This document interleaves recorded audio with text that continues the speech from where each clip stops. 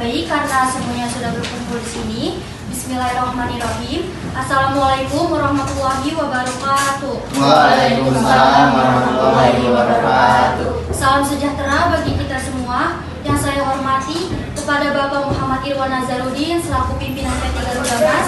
Yang saya hormati Bapak Gilang Pratama selaku divisi pemasaran. Yang saya hormati Ibu Dea Marcella Putri selaku divisi personalia. Yang saya hormati Bapak Fahri Hadiansyah selaku divisi produksi. Yang saya hormati Ibu Kaila Gabriela Salsabila selaku divisi humas. Yang saya hormati Ibu Melani Dwi Permatasari selaku divisi manajemen, serta yang saya hormati Ibu Aninia Zahro selaku divisi keuangan.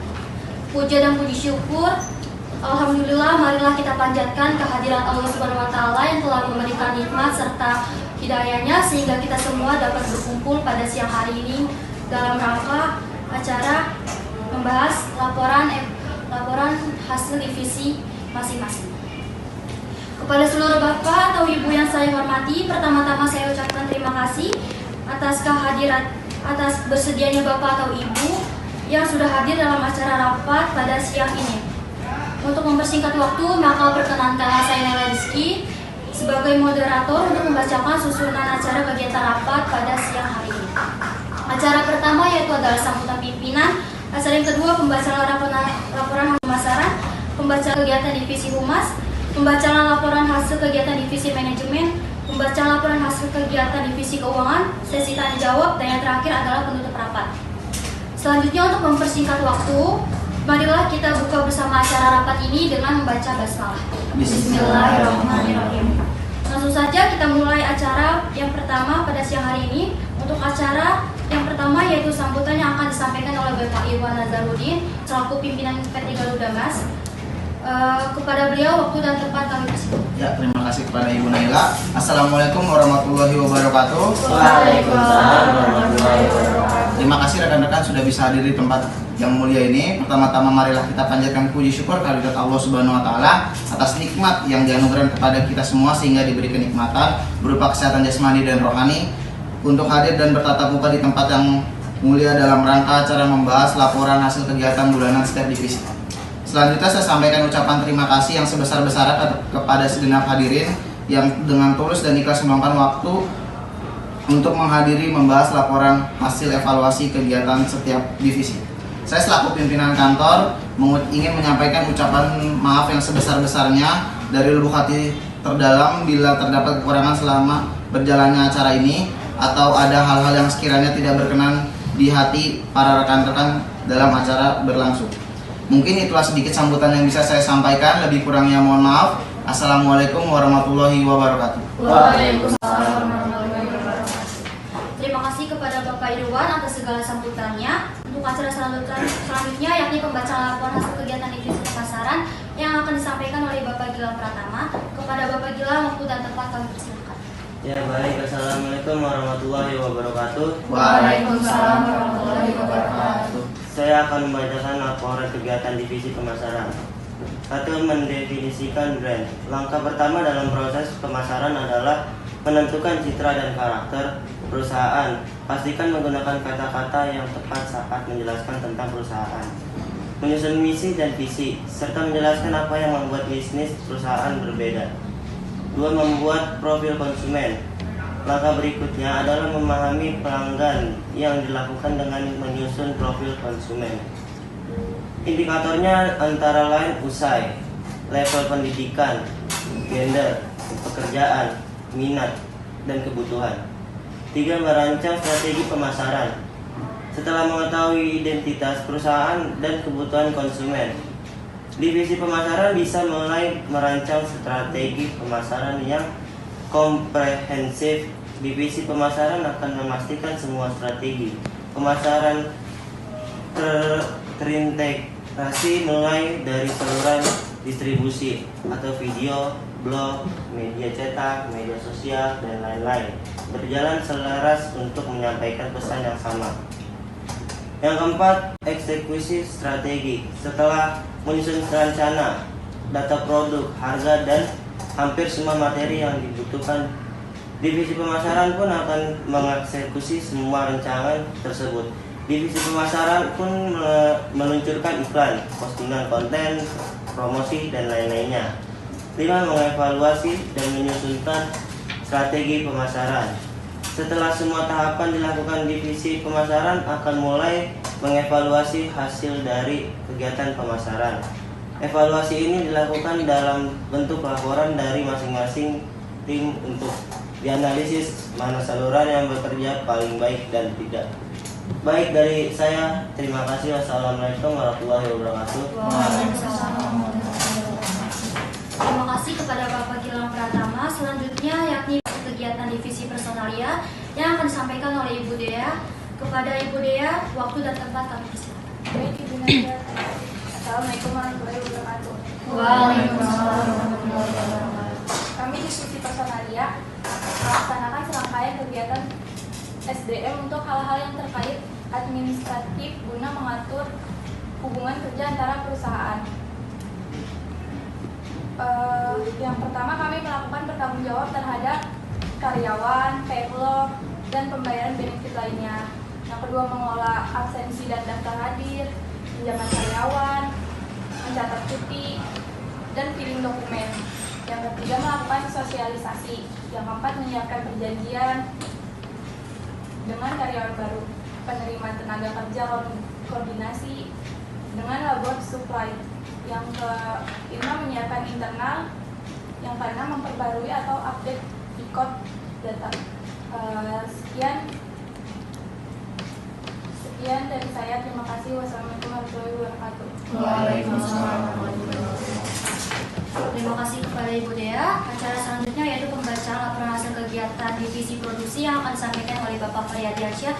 Kepada Bapak Fahri, waktu dan tempat kami persilakan. Baik, terima kasih. Saya akan membacakan divisi produksi. Sebelumnya, Assalamualaikum warahmatullahi wabarakatuh. Waalaikumsalam warahmatullahi wabarakatuh. Memproduksi produk yang sesuai dengan spesifikasi telah ditetapkan oleh perusahaan. Produk yang berkualitas akan memberikan kepuasan bagi konsumen dan menghindari banyaknya keluhan para pelanggan setelah menggunakan produk yang dibelinya. Agar supaya produk yang dihasilkan tersebut mempunyai kualitas sesuai dengan harapan konsumen, maka perusahaan harus melakukan pengendalian terhadap kualitas dan menghindari banyaknya produk yang cacat ikut terjual ke pasar. Pengawasan kualitas tersebut perlu untuk dilakukan karena mempunyai beberapa alasan. 1. Untuk dapat menekan atau mengurangi volume kesalahan dan perbaikan. 2. Untuk menjaga atau menaikkan kualitas sesuai standar. 3. Untuk mengurangi keluhan atau penolakan konsumen. 4. Memungkinkan pengkelasan output. 5. Untuk mentaati peraturan. 6. Untuk menjaga atau menaikkan company image. Untuk melakukan pengendalian kualitas produk agar kerusakan produk yang dihasilkan bisa dikurangi, maka perusahaan harus berusaha untuk melakukan perbaikan secara terus-menerus. Static proses kontrol merupakan alat statik yang bisa digunakan untuk melakukan pengendalian kualitas sekaligus dapat mengetahui prioritas kerusakan yang paling besar. Jenis kerusakan yang paling besar tersebut harus dicari penyebab kerusakan, kemudian dilakukan perbaikan agar kerusakan tersebut dapat dihindarkan atau dikurangi seminimal mungkin. Untuk melakukan pengendalian kualitas tersebut bisa dilakukan dengan menggunakan control card dengan cara menentukan batas toleransi tingkat kerusakan yang diperbolehkan. Sekian dari saya, terima kasih. Terima kasih kepada Bapak Fahri. Acara selanjutnya yakni pembacaan laporan hasil divisi Humas yang akan disampaikan oleh Ibu Kaila Gabriela Salsabila. Kepada Ibu Kaila, waktu dan tempat kami persilakan. Baik, terima kasih. Assalamualaikum warahmatullahi wabarakatuh. Waalaikumsalam warahmatullahi wabarakatuh. Saya di sini akan membaca hasil laporan divisi Humas. Laporan ini bertujuan untuk mengetahui bagaimana evaluasi kinerja Humas dalam meningkatkan kunjungan PT Garuda Mas. Penelitian ini merupakan penelitian dengan pendekatan kualitatif, yaitu wawancara mendalam, observasi, dan dokumentasi. Informan penelitian ini terdiri dari informan, yaitu koordinat Humas. Teknis analisis data yang digunakan melalui beberapa tahap dengan langkah-langkah adalah reduksi data, penyajian data, dan penarikan kesimpulan. Berdasarkan hasil laporan dan pembahasan itu yaitu 1. Evaluasi tahap perencanaan, yaitu bagaimana mengenal situasi, mencari informasi, melakukan pendekatan, dan menetapkan anggaran suatu program. Yang kedua, evaluasi tahap pelaksanaan, yaitu mengenali kegiatan apa yang dilakukan pada saat pelaksanaan suatu program yang direncanakan. Yang ketiga, evaluasi tahap dampak atau efek melakukan penilaian kembali terhadap program atau kegiatan yang telah berlangsung. Evaluasi kegiatan baik dari pihak eksternal maupun internal, serta evaluasi bulanan untuk program yang akan berlangsung. Evaluasi tahap perencanaan adalah hal yang esensial karena perencanaan memegang peran lebih signifikan bila dibandingkan dengan hal lainnya. Semua kegiatan yang ingin dilakukan untuk menarik kunjungan wisatawan pasti melakukan analisis survei dan juga mengumpulkan informasi sebanyak-banyaknya mengenai segala hal yang akan terjadi di lingkungan. Sudah cukup. Wassalamualaikum warahmatullahi wabarakatuh. Terima kasih untuk Ibu Fadila. Acara selanjutnya yakni pembacaan laporan hasil kegiatan divisi manajemen yang akan disampaikan oleh Ibu Melani kepada Ibu Melani. Tempat dan Terima kasih. Assalamualaikum warahmatullahi wabarakatuh. Waalaikumsalam warahmatullahi wabarakatuh. Saya di sini akan membacakan laporan kegiatan bulanan divisi manajemen. Laporan kegiatan bulanan divisi manajemen kami adalah menentukan cara terbaik agar tujuan perusahaan bisa tercapai. 1. Memimpin. Melakukan komunikasi, memberi motivasi, menentukan sumber daya manusia untuk visi tertentu, pengembangan SDM melalui penilaian terhadap hasil kinerja dengan memberikan saran maupun promosi. 2. Merencanakan, menentukan jenis kegiatan, menetapkan waktu pelaksanaan kegiatan, membuat target atau sasaran dari setiap kegiatan.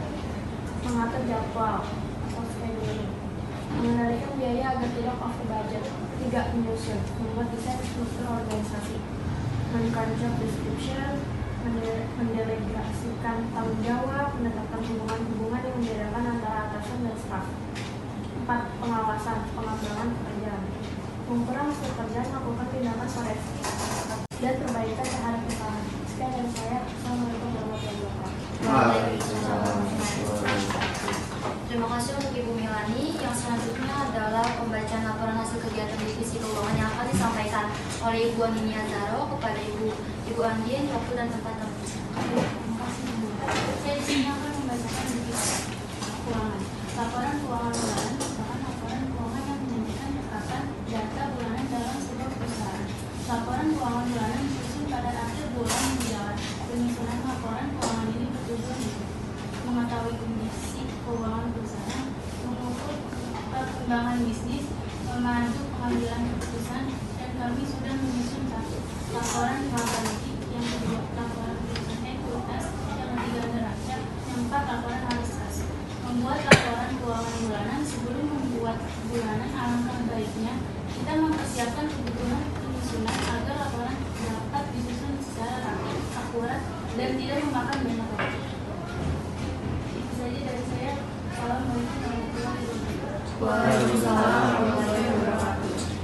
Terima kasih untuk Ibu Andien. Saya ucapkan terima kasih kepada para pemateri yang telah memaparkan materi yang jelas bagi kami. Selanjutnya kita akan memasuki sesi tanya jawab kepada pimpinan yang akan mengajukan pertanyaan, tempat dan waktu. Terima kasih Bu Naila. Yang pertama-tama saya akan menanyakan tentang apakah strategi pemasaran harus diubah secara berkala atau menggunakan strategi yang sama. Kepada Bapak Gilang, kami akan tunggu jawaban.